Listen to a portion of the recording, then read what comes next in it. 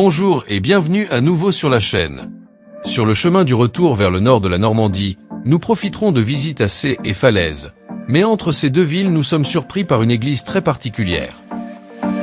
Et si vous aimez notre vidéo, n'oubliez pas de nous donner like, de vous abonner et d'activer les notifications afin que vous sachiez quand nous avons téléchargé une nouvelle vidéo.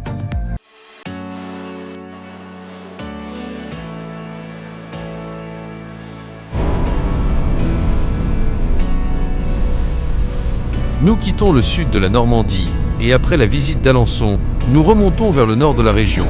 Bien qu'avant d'arriver à la côte, nous nous arrêtons d'abord à Sées, qui se trouve très près d'Alençon.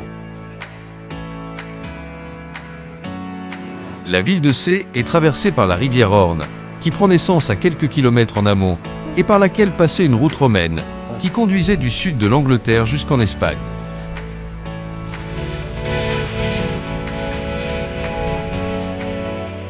Nous commençons notre visite sur la place du Général de Gaulle, où nous trouvons l'office de tourisme situé dans la mairie, et où nous trouvons également l'impressionnante cathédrale, un chef-d'œuvre de l'architecture gothique normande du XIVe siècle rénovée au XIXe siècle, et dont les tours s'élèvent à 70 mètres de hauteur, dominent le paysage environnant au premier regard.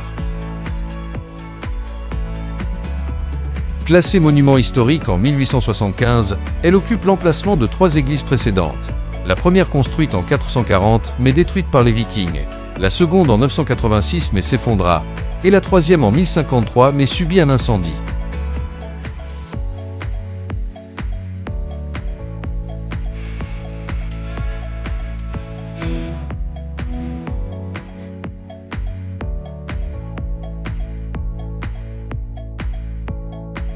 La cathédrale se trouve dans le quartier des Chanoines, où nous trouvons plusieurs autres édifices religieux, comme le presbytère de la cathédrale ou la chapelle canoniale, un bel édifice du XIIIe siècle, qui servait de résidence aux chanoines, avec un réfectoire au rez-de-chaussée et les dortoirs à l'étage. On y trouve aussi le musée départemental d'art religieux, fondé en 1964, et possédant une grande collection d'œuvres d'art religieux.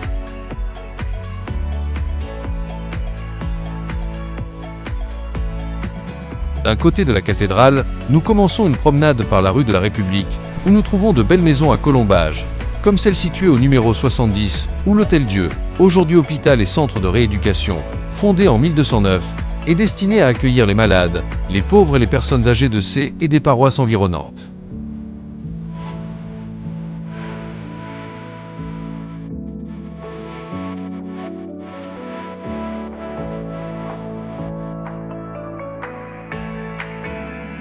Dans cette rue, à côté des vestiges d'une ancienne fortification du XIe siècle, nous trouvons les traces de l'église Saint-Pierre, qui date des Xe-XIIIe siècles, et bien que presque entièrement détruite, nous pouvons encore admirer 3 arcs et le clocher.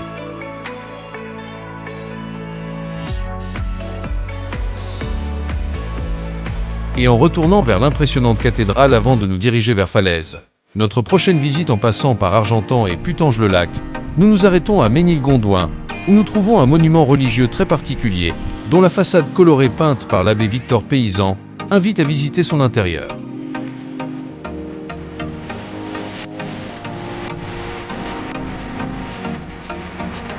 L'explosion de couleurs de l'extérieur se retrouve aussi à l'intérieur, avec des images, bas-reliefs, statues et phrases religieuses inspirantes.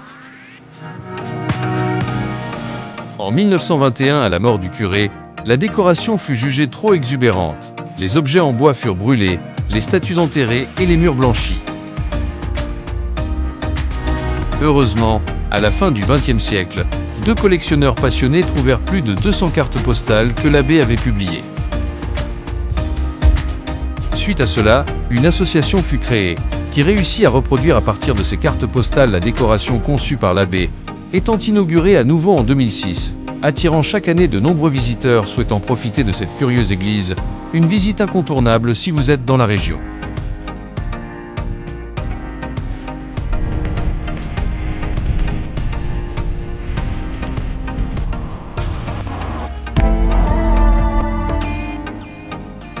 Nous quittons la magnifique église colorée Saint-Vigor et continuons vers le nord, et à 20 km nous arrivons à Falaise, une ville d'environ 8000 habitants, dont la silhouette est sans aucun doute dominée par le château, que nous visiterons ultérieurement.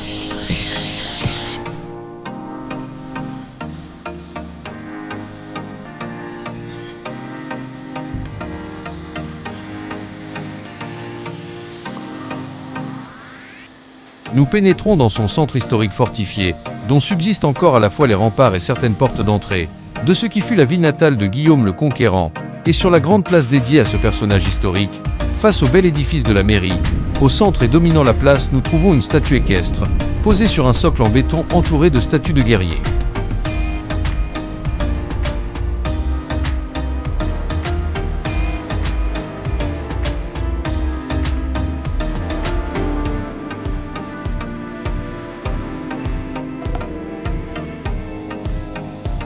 Sur un côté de la place, nous trouvons le mémorial de Falaise, dédié à la vie et à la survie des civils pendant la Seconde Guerre mondiale.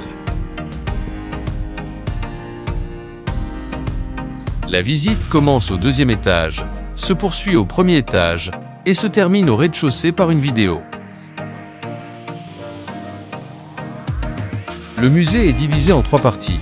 La première consacrée à la vie des civils pendant l'occupation allemande, la répression de la résistance normande, la persécution de la population juive et l'exode, dans la période allant du 16 juin 1940, lorsque l'armistice fut signé, jusqu'à sa libération le 16 août 1944, bien que quelques jours auparavant un bombardement allié ait détruit 80% de la ville.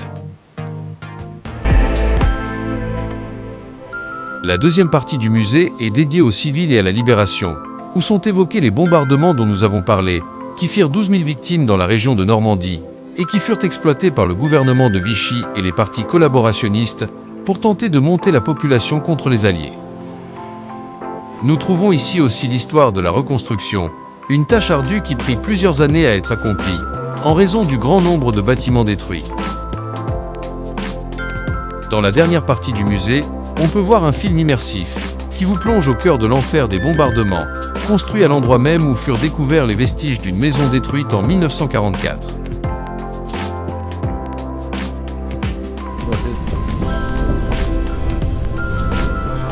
Nous terminons la visite du musée, et sur la place nous trouvons l'église de la Trinité, la plus connue des églises de Falaise, qui subit un siège en 1206 qui l'endommagea beaucoup, étant reconstruite au XIVe siècle. Bien que l'édifice roman d'origine soit encore visible dans certains détails, l'église se distingue par son caractère gothique très prononcé, avec une décoration très riche et une clarté impressionnante.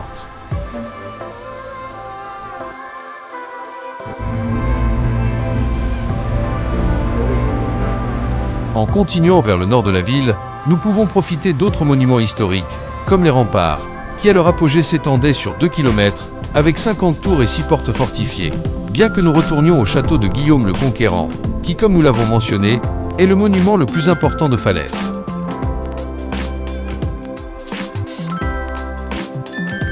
Ce château fortifié construit au XIe siècle est l'une des forteresses médiévales les plus importantes de France, et c'est ici que naquit Guillaume le Conquérant, duc de Normandie et roi d'Angleterre à la fin du XIe siècle. La forteresse appartint à ses descendants jusqu'au XIIIe siècle, lorsqu'elle fut capturée par les Français, et pendant la guerre de Cent Ans, la forteresse changea de main de nombreuses fois. Abandonné au XVIIe siècle, en 1840 il fut classé monument national, et sorti indemne des bombardements de la Seconde Guerre mondiale, les tours et les remparts ayant été restaurés pour que vous puissiez profiter de cette magnifique forteresse, d'où nous nous dirigeons à nouveau vers les côtes de la Normandie.